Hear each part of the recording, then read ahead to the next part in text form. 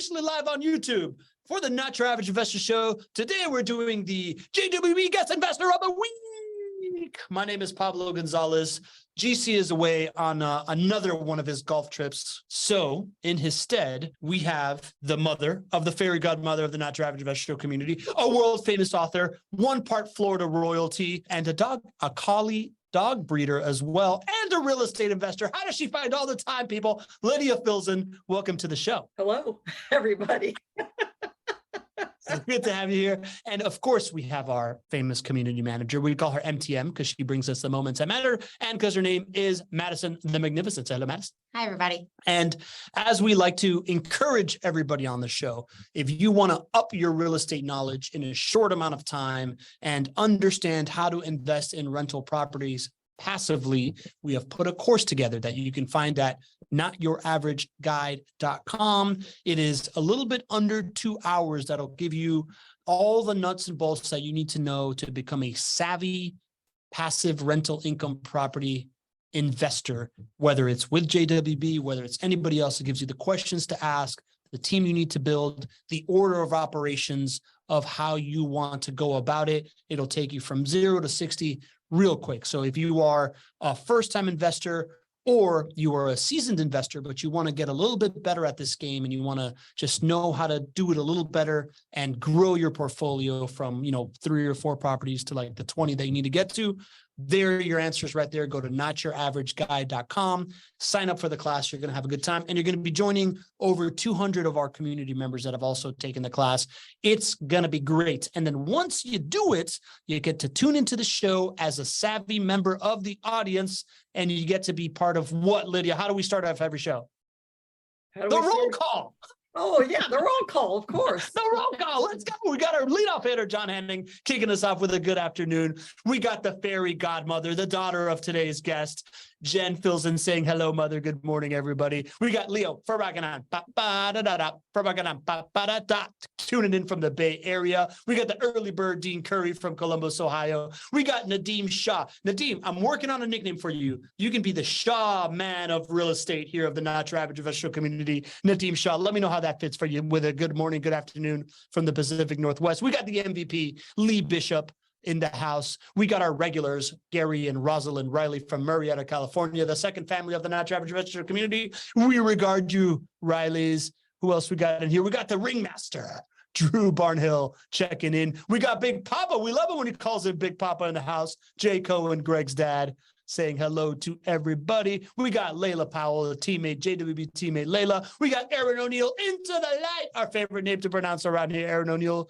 Good to have you back. Who else? We got a full roll call here. Not Your Average Guest. Somebody checking in from the text from Wyoming. If you check in with from the text directly, you show up as Not Your Average Guest. So let me know your name so I know, because I want to come out to Wyoming and visit you. That's a place I've been trying to get to. We got Marilyn Cotterman from Homosassa, Florida in the house. Lydia, you know what goes on in Homosassa, Florida?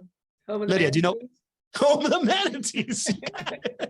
We're putting Homosassa on the map out here. Everybody knows. Oh, Bill Shields with a buenas tardes, damas y caballeros. Good to have you. We got another Not Your Average Guest checking in with a hi, everybody. Let me know what your name is if you were checking in. We got Michael Santorios, past star of the show. Michael, I've been reviewing your episode, making the rounds around here from Northern Virginia. Good to have you. David Blatner in the house. He's back. Good to have you, David. All right. And Mark Sauer from Cincinnati, Ohio. Mark, that's a new name. Welcome to the community, man. I hope you make this a little habit and hang around with us. Make sure that you use the Q&A if you want any questions for Lydia. We're going to get into her story in a second. But right now, I like to get into my favorite segment of the week, which is when Madison shares good news. What's the good news, Madison? All right, everybody. I've shared some of this news before of just how great our maintenance team is, how much money they've saved our clients with trip fees and troubleshooting work orders, requests over the phone, all that fun stuff. But they outdid themselves last quarter. This is the biggest number I've seen come through since I've been here, and I've been here about 1.5 years now. So in Q2, they troubleshot 812 work order requests over the phone, which equates to around 25% of all work order requests made This number is, they saved $74,923 for clients by troubleshooting work orders over the phone. Ooh, so what, say that number again? $74,923. 74,000 work orders troubleshot over the phone. That's $74,000 worth of like not maintenance expenses to JWB tenants. Yep. We learned on Tuesday about this department, right? Yep. Like that JWB has an in-house department specializing in occupied maintenance, whose first job is to try to like divert that thing and like empower. She called it resident empowerment, right? Empower the resident to fix themselves. And then if it goes into a work order, they like manage the whole process for you. So they empowered 812 people 812 times to fix it themselves. Wow. Wow. That's a significant operation. That's really cool. Adding to ROIs, right? Like adding to like all that stuff. I call that good news. Absolutely. Thanks, Madison. Thanks for sharing. All right. And now we move on to the star of the show. Lydia fills in. Lydia, why don't you tell us a little bit about yourself? I've talked about this whole idea that you're an author and you're Florida royalty and all that stuff. What are you up to these days? What's life look like? Oh, life is good. I've been doing a lot of gardening. The prices at the grocery store have gotten worse, and so I'm growing some of my own food and going to some dog shows. Yes, dogs are great, and having some fun that way. Lydia, would you call yourself retired right now? I'm retired. I'm definitely You are retired, right? And yes, I'm not looking for a day job. all right. No. So you're breeding dogs. Are you still doing any writing? I haven't really been. I did the 5 books and I haven't been too inspired since. Got to get a little inspiration going. Haven't been really doing any writing. I was for a while there. I was writing for some magazines too and stuff like that. And that's keeping me kind of in the game. But I just haven't been lately. Okay. It's something that when you get into writing anything, and I'm sure Jenny can back me up on this, it gets to be so focused. That's all you're thinking about. It's very consuming. You're bringing something to life, right? Especially with fiction, because you got to live there. With nonfiction, it's a little more detached, but with fiction, you're in it. Got it. All right. So how did you get into real estate investing, Lydia? Well, I have to blame my daughter, Jenny. She's a great evangelist of good things. Yeah.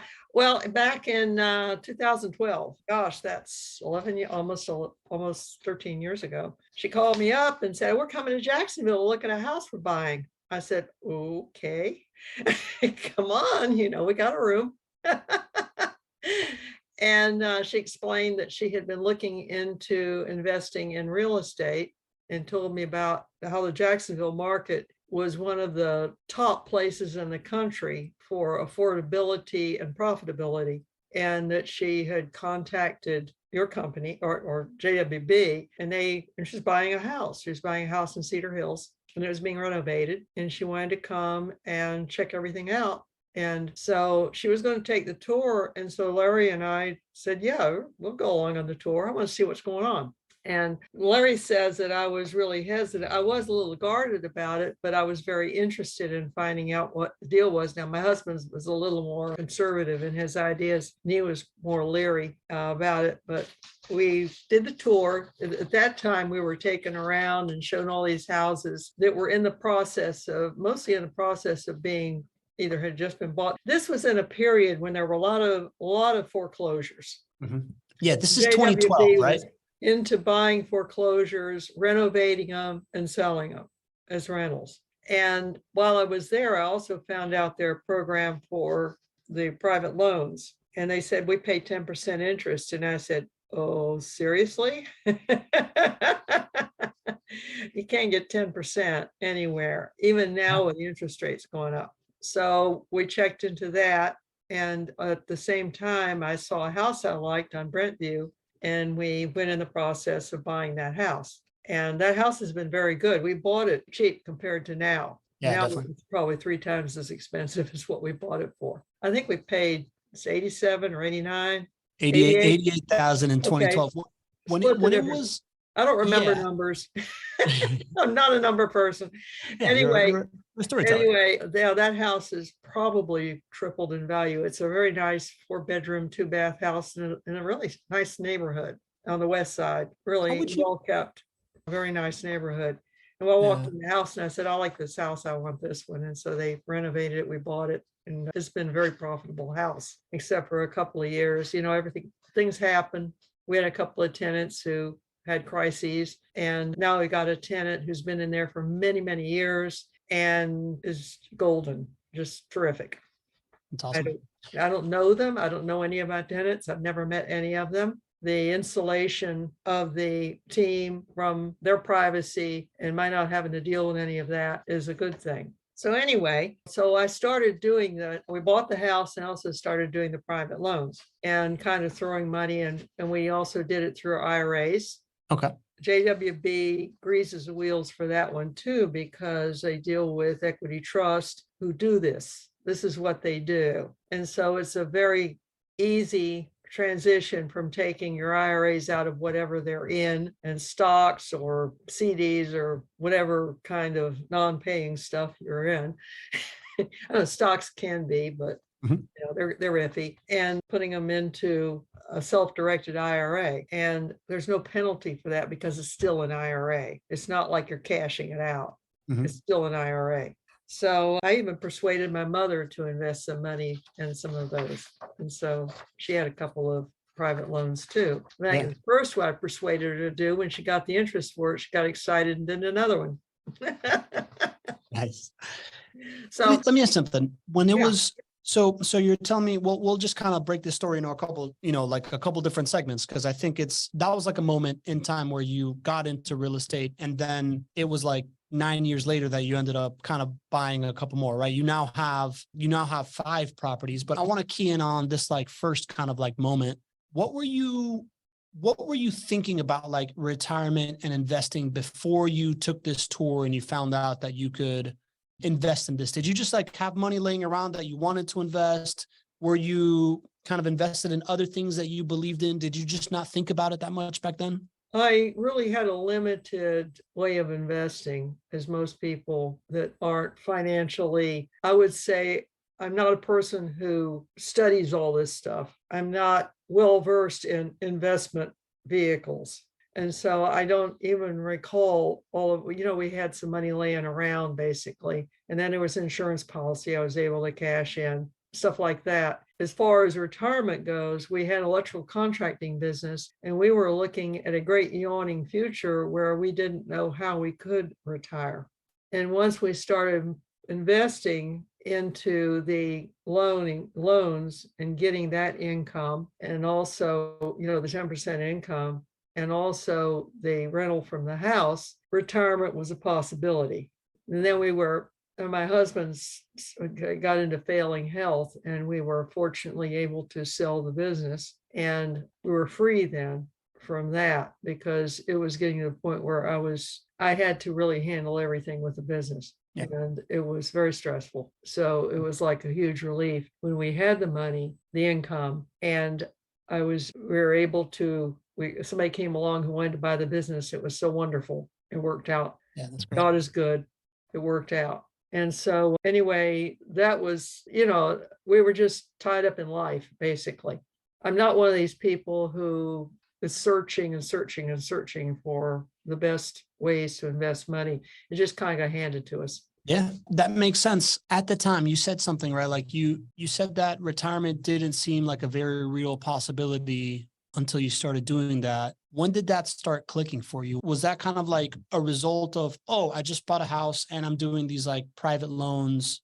Now that I'm doing this, I start thinking about it? Or was it down the line, like a couple years later when you started seeing these returns? You're like, oh, wait a minute, I've got money working for me. So now it's something that like this became real to me. Can you tell me a little bit about that? Well, the business was doing okay. Our electrical contracting business was doing okay. We were profitable on that. It was making a living for us. And so we really didn't need to think about retiring very hard at that point until my husband's health started failing and it got crazy. And then I really wanted out, and I really wanted to retire because it was very difficult. We always wanted to find a way to retire. But as things progressed, as the accumulation continued, then we had the ability to actually do it. Between our Social Security income, between the interest income and the rental income, we had plenty of money to live on and not have to give up And, I actually more than enough money to live on. We were doing Yeah. fine. And then when we Yeah. sold the business, it was no problem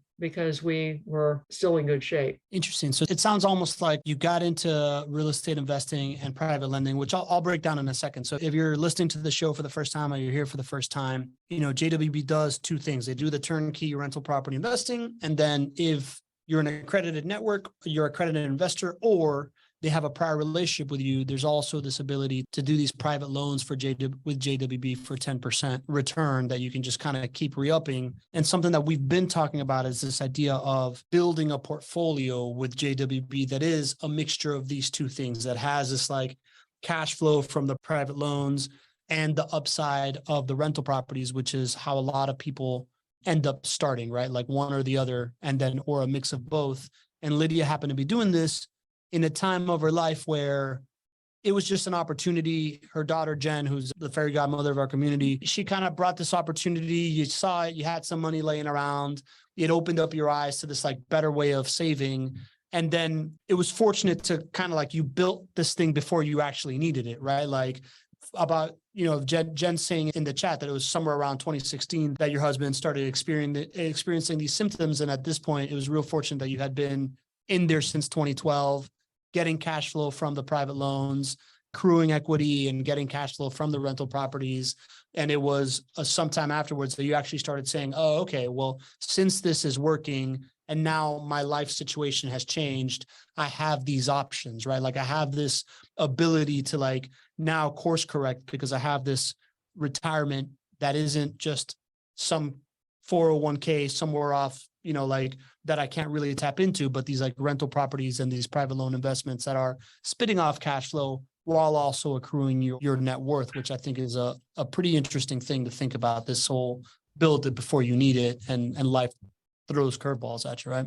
Exactly. Yeah. And when I explain this to people, sometimes it's hard for them to grasp the idea that there's two different vehicles here. And one is the rental houses and the other one is the private loans. And they don't mix. They're not the same thing. And the private loans are secured on the property. And I've been doing this for 13 years now. No, 11 years. See, I'm not a number person. There you go. Doing this for 11 years, and I've never had any problem with the private loans paying when they're supposed to. What happens is, okay, it's tied to a house that they're working on. Either they're building a house or they're renovating a house. And when the house is sold, you get the payoff of the original principal plus the interest. And then you are able to, if you wish, reinvest whatever you want out of that, whether it's just the principal or the principal with interest, or put it in your back pocket and go to the dog track. So also, if the loan lasts more than a year, you just get the interest at the end of the year for that past year. So it's okay, say you've got $100,000 private loan. At the end of it, the house has been worked on, it hasn't sold. At the end of the year, you get a $10,000. And they sell it 6 months later, you get $100,000 back plus the $5,000 for that half a year. And then you can do whatever you want with that money. It's yours. You can they typically automatically offer you another opportunity if you'd like to take it. Yep. And here's the reason I got more houses. I was very happy with this situation of getting the interest. When my husband passed away in 2020, I realized I was going to be single now. My income tax was going to go through the roof because the interest payments are considered earned income. It's like you're being paid a salary or something. So it's taxed that way. And the kicker is, that makes it even worse, is if you go over a certain threshold of that earned income, they start taxing your Social Security too. So I decided, because the rental house, I could see that one rental house we had was a small tax shelter. Not only do you get to deduct depreciation, which is substantial, but you also get to deduct any expenses, interest, homeowners insurance, property tax, any repairs, anything like that is deductible. So that goes against the rent you're making. And so you end up paying a lot less income tax on the balance of the rent than you would if it were just earned income. So say, okay, just for grins, all right, you've got $10,000 in rent income. You deduct all of that stuff out of the $10,000 for the year. I'm talking about for the year. You deduct all that stuff out of that. And instead of paying $10,000 for your income tax, you might pay on $4,000 or $5,000 instead. While with the interest income, you're paying the whole thing. There's nothing taken out. And these houses are each like their own little business. So they do not figure into a standard deduction or your, any deductions you have yourself on your personal taxes. They're like their own little businesses, their own little apartments. And so that's aside from any other deductions you might get, say on your personal stuff, on your personal side, donations or medical expenses or whatever. Yeah, that's a really good explanation, Lydia, to kind of recap and give context around that, right? So we're talking about at first you were, and we'll get into the purchasing journey of the second wave of houses, but you started off in 2012, you had some money laying around, you had some money in an IRA, you moved that money in the IRA to a self-directed IRA. And with that money, you bought one house and you also invested in this private lending program, right? Like Exactly. these homes that JWB sells in turnkey, when you factor in leverage and all these other things, have more upside than the private lending side of it. But the private lending side provides this like very consistent 10% return year over year, every year. And then once the term comes due, you get all your principal back out and you reinvest it. And you did that for multiple cycles, right? So like you were getting 10% on your money plus what you were getting in returns from your home. You then at some point realized that once you needed to start living a little, off of this cash flow sum, you wanted to move into a more tax advantageous position. Exactly. So you allocated these returns that you had from, having been invested in this home, and we'll talk about how you actually purchase this, but like having been invested in this home, all the returns that you had been compounding over time on this like 10%, and you decided to reallocate from the very even 10% all the time on the private lending side into these rental properties that had more upside, but not for the upside as much as for the tax advantage pieces. It's one of the big differences between private lending and investing in rental properties is the upside and the tax advantages, right? Like this idea that you're able to take this depreciation of the home itself, the materials inside the home, which is different than the appreciation of home prices, but you're able to like claim this like non-cash flow event stuff against the asset itself, which then lowers your tax basis on the income that you make on the tax itself. And when you're living off of that stuff and you're actually doing that, you're able to save instead of being taxed at 100% of all this cash flow that's coming in, you're taxed only a fraction of that cash flow. And Nikki Cormier asked in the chat here, how do you find out more about this stuff? Nikki, the best thing you can do is go to chatwithjwb.com and hop on the call with JWB, because they'll talk you through kind of like what the different specifications are to be a private lending person. They'll help you think through the idea of like how much you're going to want in a rental property versus in the private lending program. And to answer a couple more questions I saw in the chat, in order to be in private lending, I believe the minimum is 20,000 in order to do that stuff. And you either have to be an accredited investor or have a prior relationship with JWB. Lydia, talk to me about, you went in 2012, you bought the one, and then you had, like the private lending stuff. And then you mentioned that you sold a business at some point.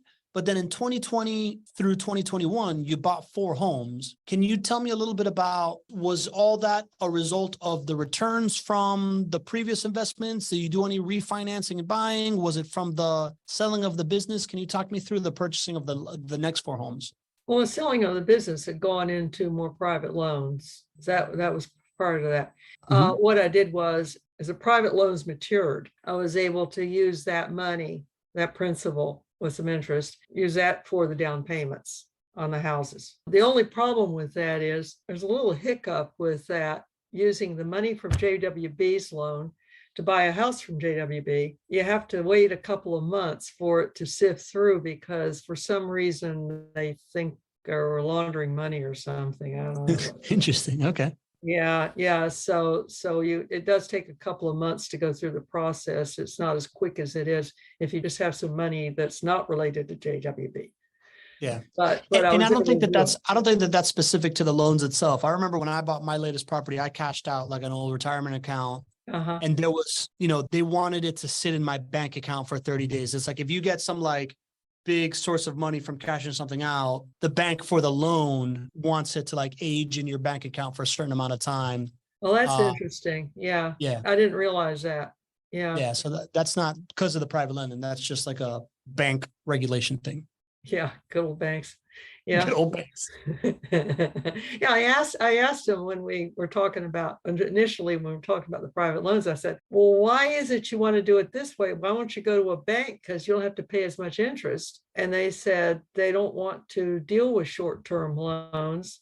And it's also, I guess it's a lot more red tape. Who's they? JWB. Oh, okay. So why do they fundraise? Why do they privately? prefer the private loans to going to financial institutions to borrow the money? And I asked them about that and they said that the banks aren't really into that, basically. Yeah. And I think it's one of those like the whole vertical integration approach is how do you control as many variables as possible, right? If they're able to have a direct line to money that they can leverage for making deals and don't have to have the middleman of a bank with all the red tape, I think it makes everybody's life a little bit easier, right? Their ability to move stuff around is probably in their own best interest to have that direct line. But tell me a little bit more. So then you cashed out, you had money from the sale in the private loans. You then cashed out some of these private loans, right? They came to maturity. Is that kind of like what decreed your pace of buying houses? Was it when your private loan would term out, you would take that capital and interest and then go put it into a turnkey rental property?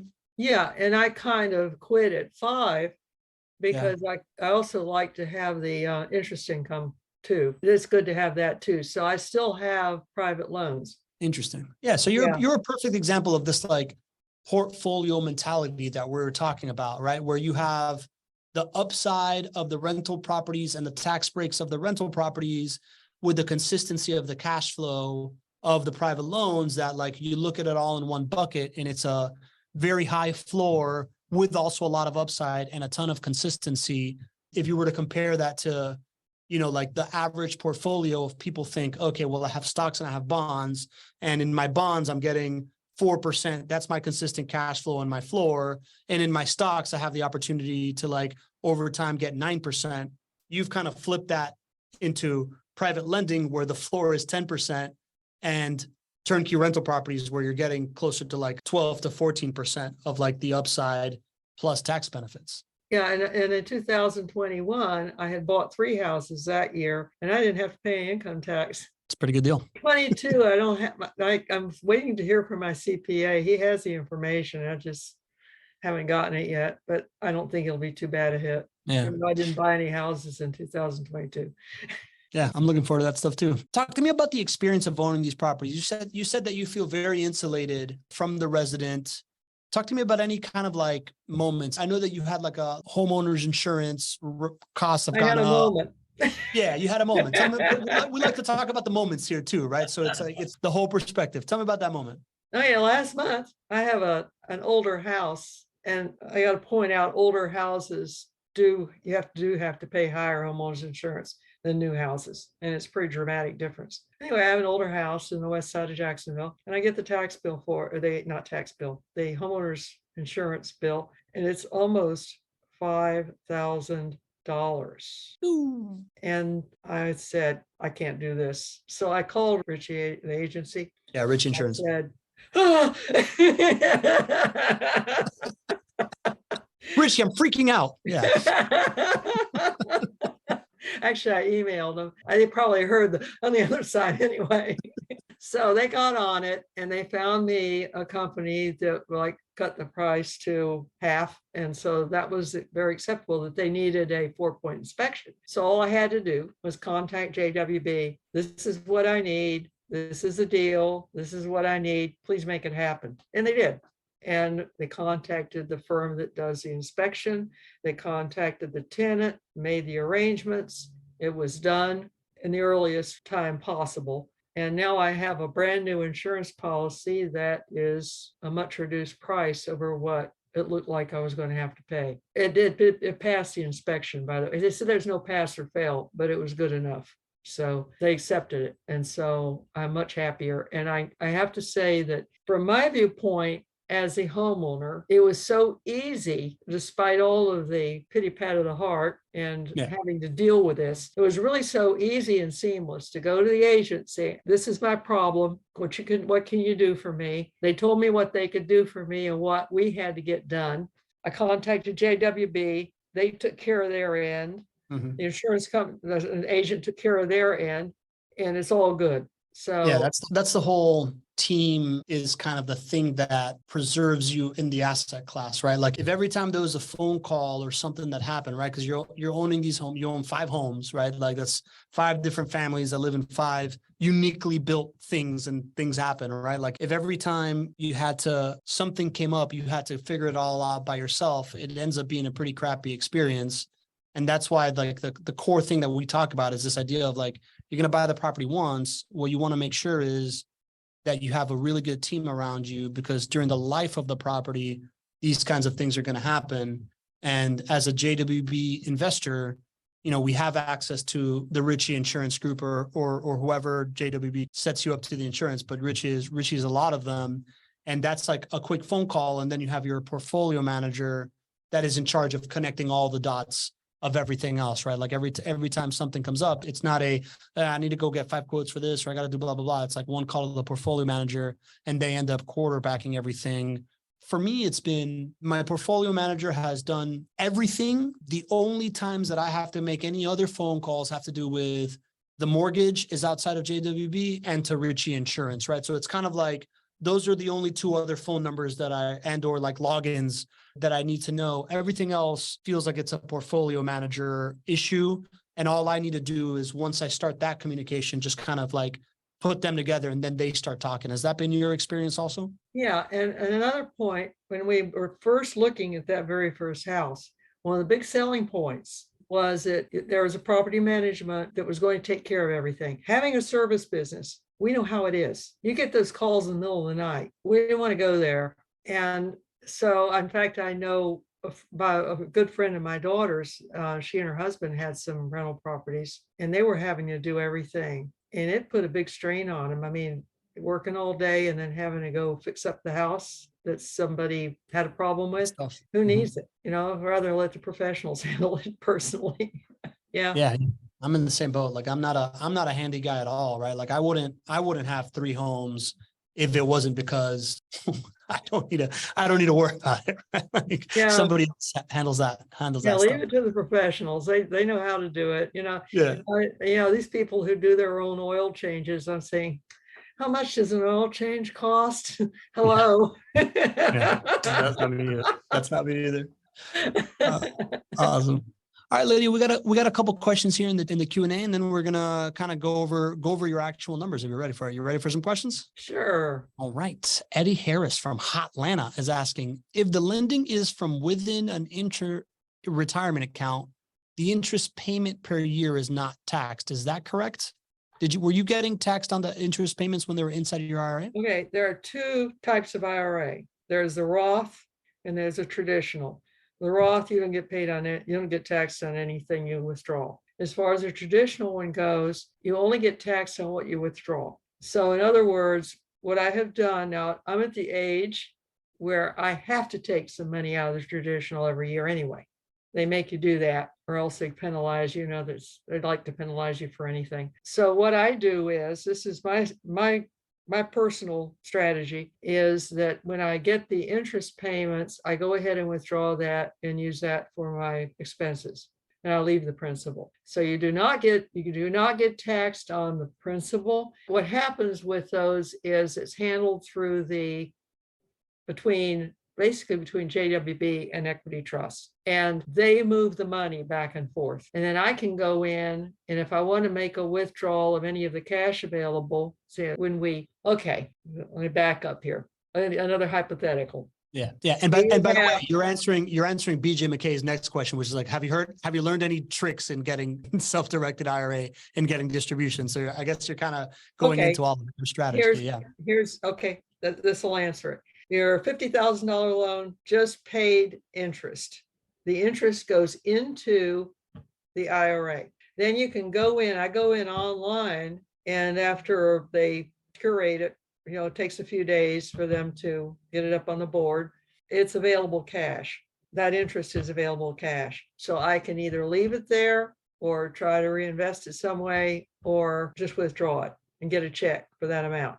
Now, when the loan matures, the house is sold, the loan matures, and I get the $50,000 plus, say, a couple $1,000s interest.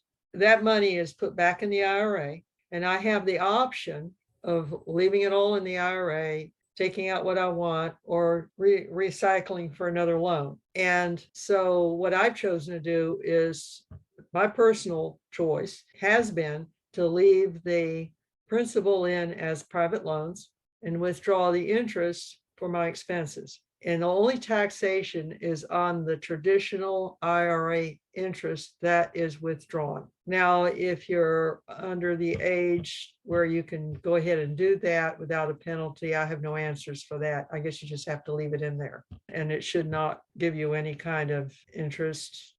I'm not a tax professional, but that's my guess. But at my age, I do have to withdraw some anyway. Yeah, so that satisfies that requirement, and it also gives me some living expenses. That's a great breakdown, right? Like that's a real like life example of like how all this stuff looks. I would encourage anybody who has questions on like how it would work for themselves personally, chat with jwb.com, plan a call, right? Like that is something that the JWB team knows all about, and they can help you. Like Lydia said, they even facilitated for you the self-directed IRA and all that stuff, right? Like that's they set it all up for us. Basically, all we had to do is fill out the paperwork. We didn't have to go hunting around.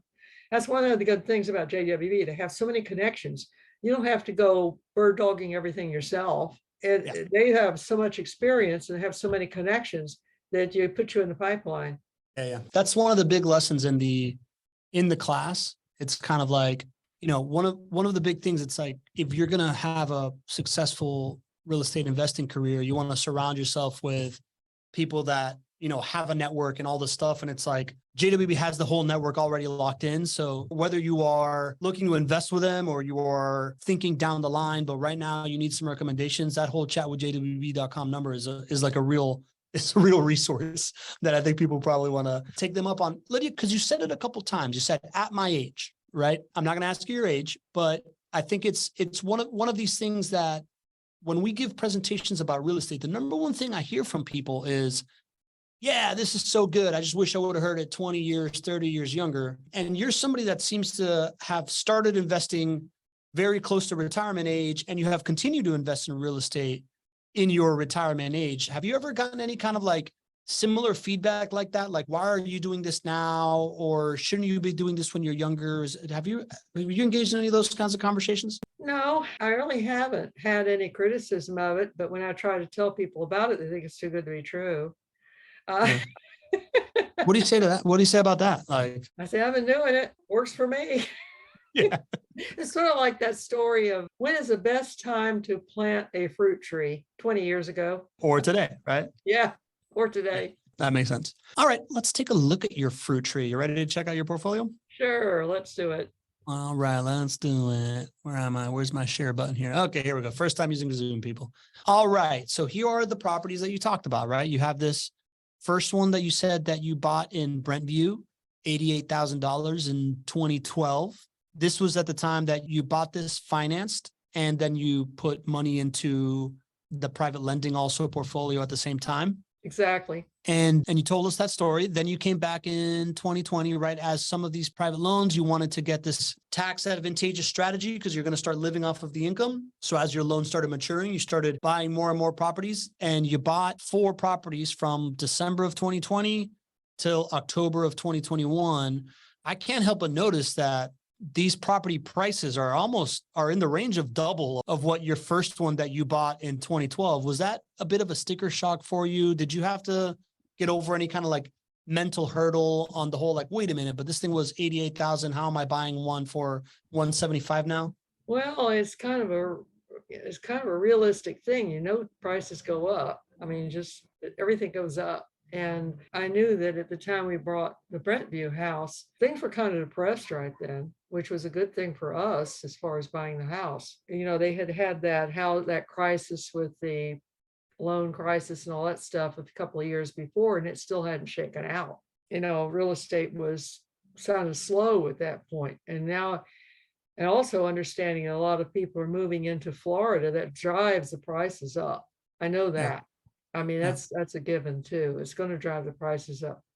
If Yeah. somebody can sell a house in another area where the real estate values are really high, and then they come down here and they expect to pay a lot of money, and they don't blink. Yeah. And they have to pay a lot of money for a house because it's like, oh, that looks cheap to me. Yeah, definitely.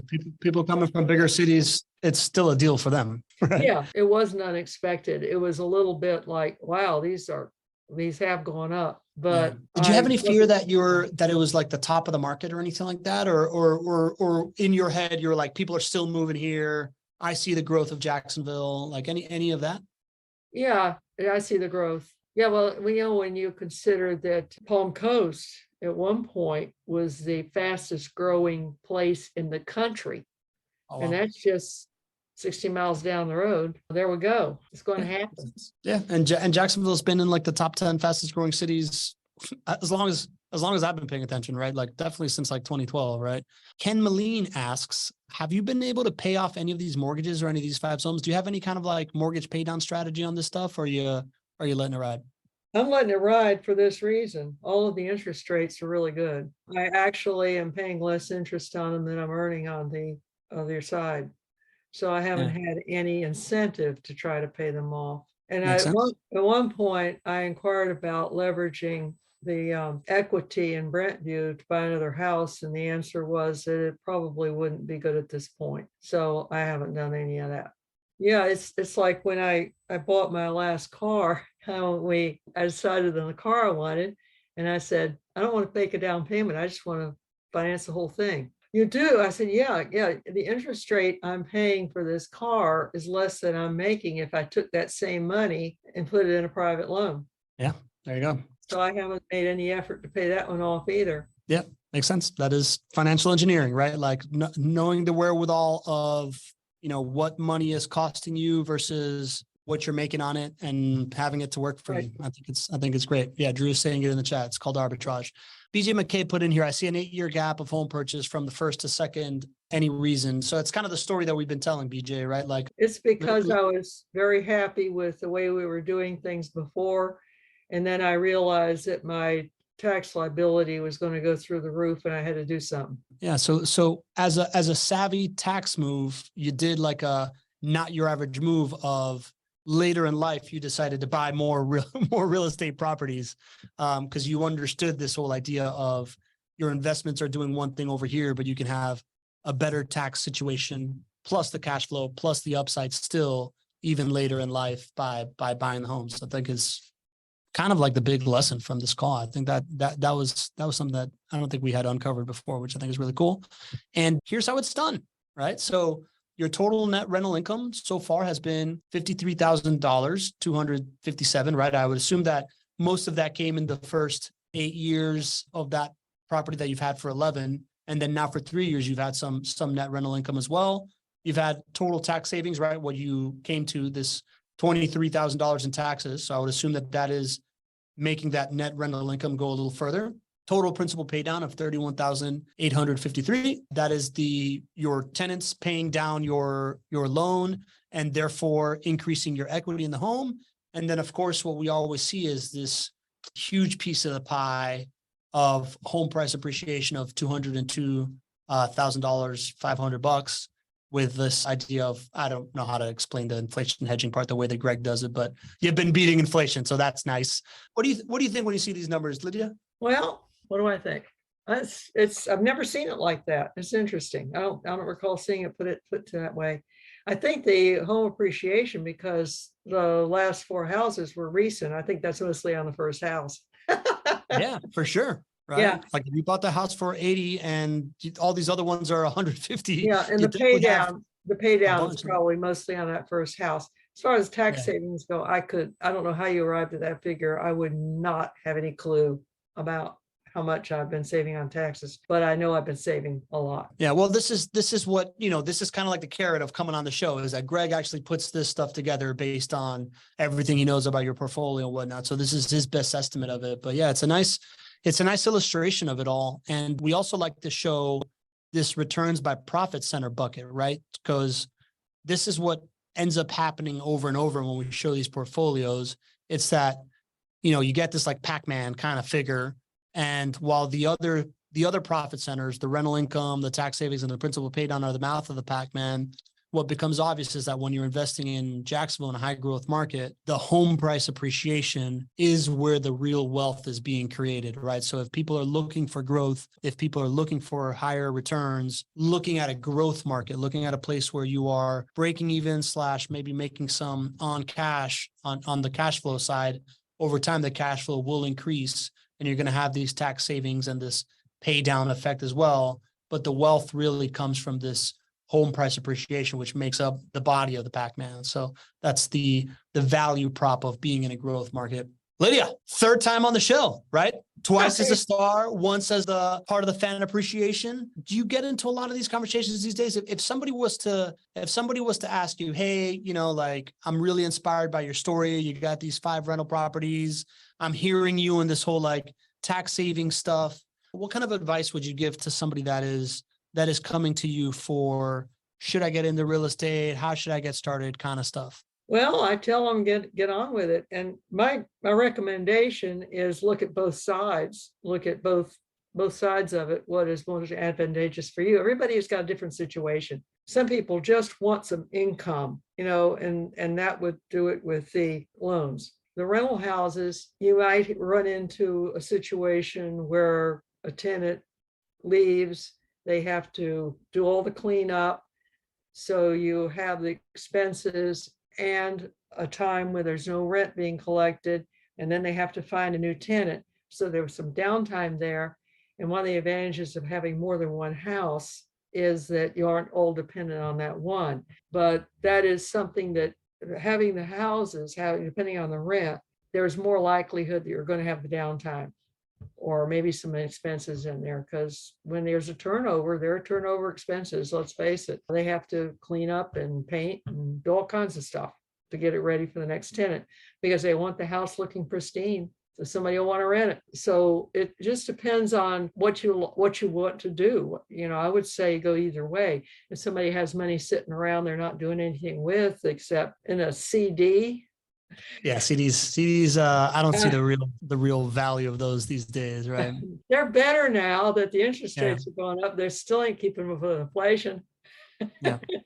So your advice is get on with it, but like look at all the different sides of the coin, right? Like you've given a great story and a great like real life example of kind of the pluses and minuses and how it all fits together between rental properties and private lending, and how to truly build a very well-balanced portfolio, all within real estate that is diversified. I think that's been kind of like the big aha for me in this episode. I thought it was awesome.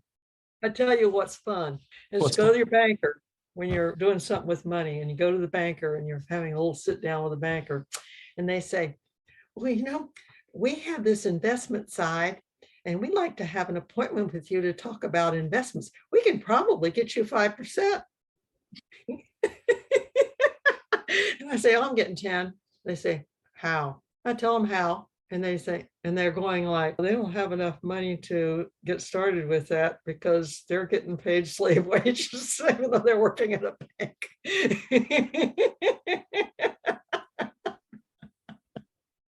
There you go. If you want to laugh at bankers, follow Lydia's advice. Invest in real estate and then go ask them about how they're doing. I love it. Lydia, thanks so much for doing this. This is fun.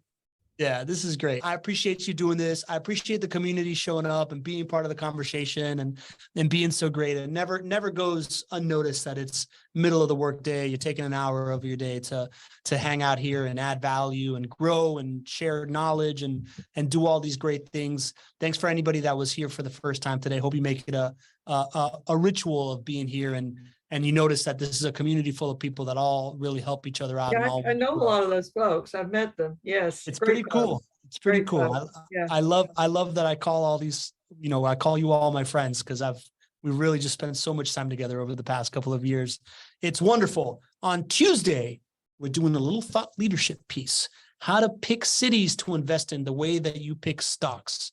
GC is putting together a framework of how you evaluate, how to look at cities the way that somebody would pick a stock, right? Like, what's the upside here? What is the price to value ratio? I don't know everything that he's putting together, but we have a thought leadership piece coming up on Tuesday so that once you are, investing in properties and doing what you got to do, that you want to find the best teams possible. But then after that, the point is you want to find the cities that go along with what you were trying to do. Are you maximizing cash flow? Are you trying to maximize growth instead? Or are you doing a mixture of both? So it's going to be a really, really interesting episode. I hope you all join us. Lydia, you're the best for doing this. And if you want to be like Lydia, grow a well-rounded portfolio of cash flow and growth at whatever stage you are in life, the one thing that you can't do is be average. So don't be average. See you all next week.